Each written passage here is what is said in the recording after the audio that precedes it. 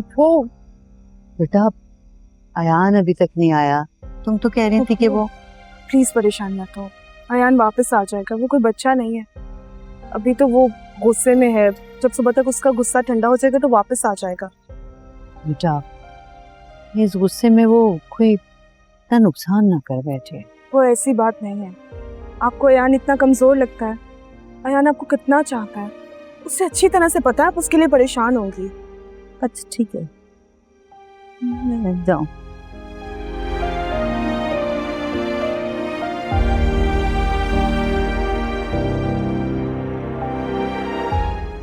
अयान, पप्पू की तबीयत ठीक नहीं है, तुम प्लीज जल्दी घर वापस आ जाओ।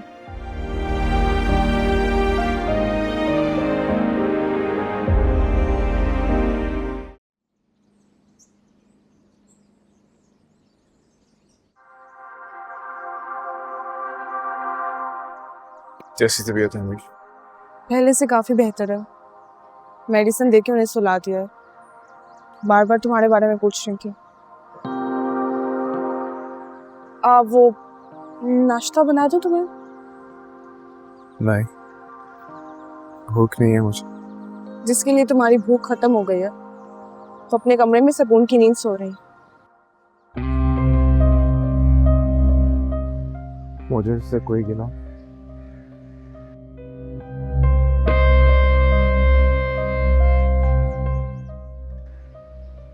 गलती मेरी है, मुझे यूं बिना पूछे बात किए झगड़ा नहीं होने देना चाहिए।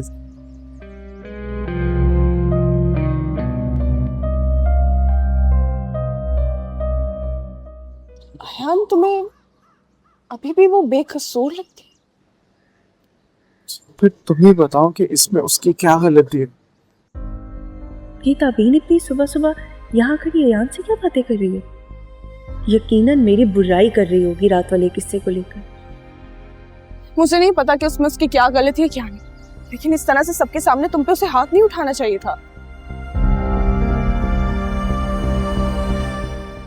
मोहब्बत में तो लोग जहर के प्याले भी पी जाते हैं।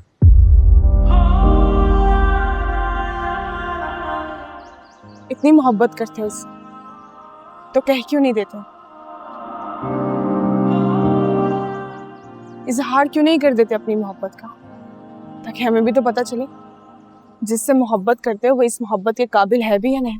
एक रोज कभी तो ऐसा हो तेरा हाल भी मेरे जैसा हो, फिर आए समझ तुझको यारा, जाए इश्क तुझे भी हो यारा, जाए इश्क तुझे भी हो यारा।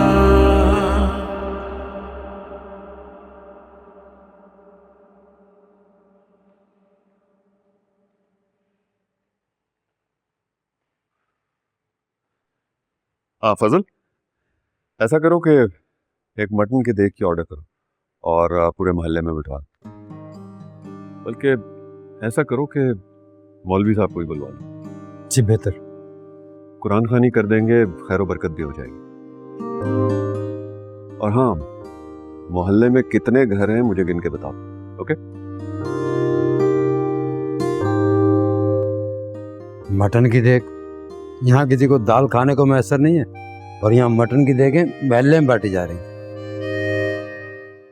ये अयान ने बिला वजह का झगड़ा करके शहरयार से मेरा सारा काम खराब कर दिया। अच्छी भली मेरी बातचीत शुरू हो गई थी उससे, अब क्या करूं? क्या सोचता होगा कितने जाहिल और गवार खानदान से। क्या करूं? उसे कॉल करती हूँ, लेकिन मेरे पास तो उसका नंबर भी नहीं है। किससे नंबर लूं उसका? नौरीन से?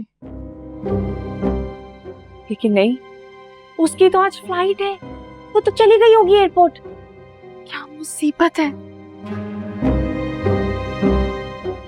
लेकिन कॉल करके देखती हूँ, क्या पता उठा ले।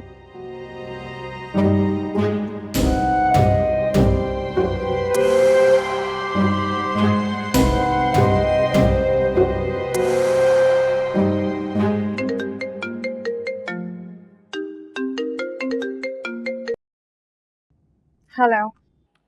हेलो नौरीन, कैसी हो तुम? बहुत नर्वस हूँ, एयरपोर्ट जा रही हूँ। और तुम तो जानती हो वहाँ जाते ही वलीमा है और मुझे टेंशन हो रही है।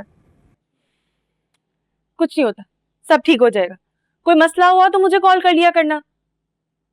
और क्या पता कि मैं भी तुम्हारे पीछे वहीं आ जाऊं। तुम और लंदन, वो कैसे? शादी करके, और कैसे। अच्छा नौरीन, मुझे तुमसे शहरियार का नंबर चाहिए था। वो असल में मैं उससे कॉल करके सॉरी बोलना चाहती हूँ। अरीबा, अब सॉरी से क्या होगा? जो होना था वो तो हो गया। और तुम जानती हो सब तुमसे और अयान से कितना खफा है, खासकर अम्मी। उन्हें तो बहुत गुस्सा है तुम पर। जानती हूँ नौरीन, लेकिन तुम तो मेरी दोस्त हो, तुम तो मुझे जानती हो कि इस सब में मेरा कोई कसूर नहीं। अयान को कोई गलतफहमी हुई थी, और तुम तो जानती हो अयान एक नंबर का बेवकूफ इंसान है। मुझे खुश करने के चक्करों में मेरे आगे पीछे मंडलाता रहता है। सच पूछो तो कभी कभी मुझे कोफ्त होने लगती है कि मैं इस बेवकूफ से कैसे जान छुड़वाऊं।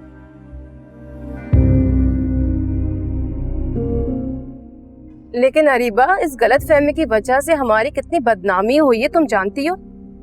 ताई अम्मी ने अम्मी को इतनी बातें सुना डाली। इसीलिए तो मांग रही हूँ तुमसे शहरियार का नंबर। तुम प्लीज मुझे दे दो। मगर इस सब का कोई फायदा नहीं अरीबा, वो बहुत गुस्सा है। तुम इस बात की फिक्र मत करो, मैं मना लूंगी उसे। क्या मतलब? छोड़ो तुम मुझे बस उसका नंबर टेक्स्ट करो। हाँ अभी प्लीज।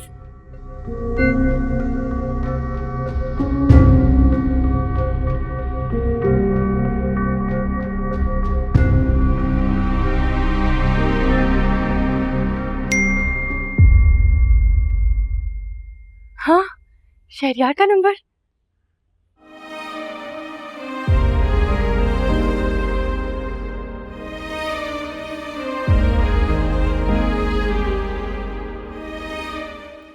अरीबा, तुम किस कदर संदेह। वो अयान जो तुम्हें बचपन से चाहता है, तुम्हारे एक इशारे पर धोरा चलाता, वो तुम्हें बेवकूफ लगता है। लेकिन बेवकूफ ही तो है वो, जो आज तक इतना ही नहीं जान पाया कि तुम मुझसे मोहब्बत नहीं बल्कि मोहब्बत का दिखावा करती हो।